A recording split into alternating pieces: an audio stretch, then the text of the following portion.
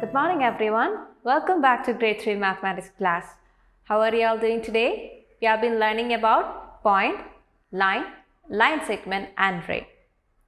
Today, let's learn about maps and tangrams. I'm sure all of you might have seen a map like this. Why do we use a map? What is a map for? A map is something that shows the exact location of a region and also the physical features of that region.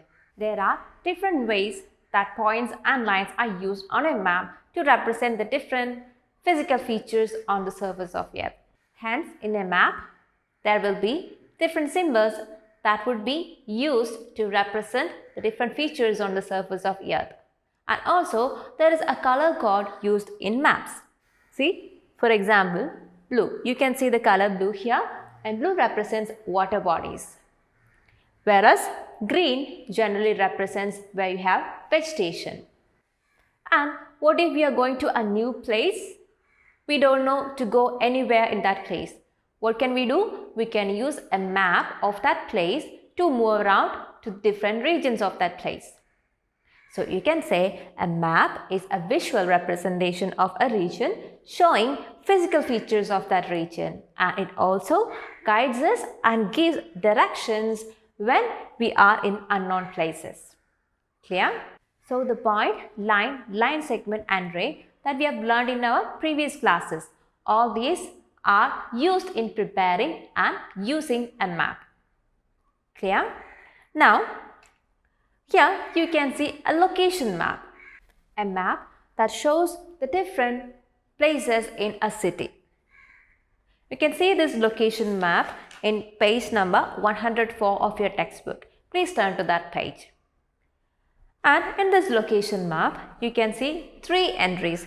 Here you have entry 1, there you have entry 2 and there you have entry 3. Let's see how we can locate a point on this map.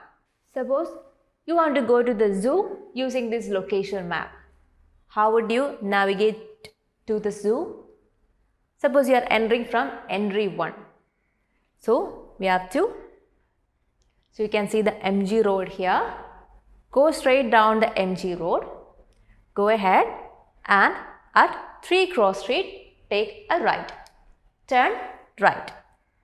And then go straight ahead and at the Patel Road crossing, you can see the Patel Road crossing, turn left and move ahead. And a little ahead, you can see the zoo towards your right side. So this is how you can locate something using a location map. We'll see one more example. Suppose you want to go to the railway station and you are going to enter from the entry 2. How would you navigate to the railway station? If you are entering from entry 2, you have to go straight down till you reach 3 Cross Street and move ahead, and at Patel Road crossing, you have to turn left. Go ahead till you reach 4 Cross Street, move a little bit ahead and towards your right side, you can see the railway station. Hope this is clear to you. And below this picture given in your textbook, you can see a set of 3 questions. You have to write the route you will follow if you want to enter from entry 1 and move to or go to post office. You can see the post office in the picture and you have to write which route you are going to take. In the second question, you have to imagine that you are entering from entry 2 and you are going to the bus stand. And in question 3, you have to imagine that you are entering from entry 3 and you are going to Central Library. You have to write down which route you are going to take using this location map given there. So I hope you are clear with this. Next we will see what is a tangram. See, you see this picture given here. Altogether it's a square. And you can see a square here is being divided into different shapes. And you can see there are 1, 2, 3, 4, 5.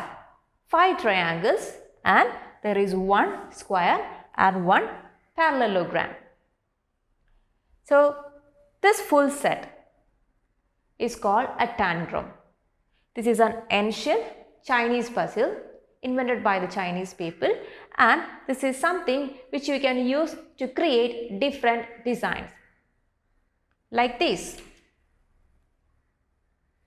See, here you have the tangram set and the pieces of the tangram which are called tans. Each piece is called a tan.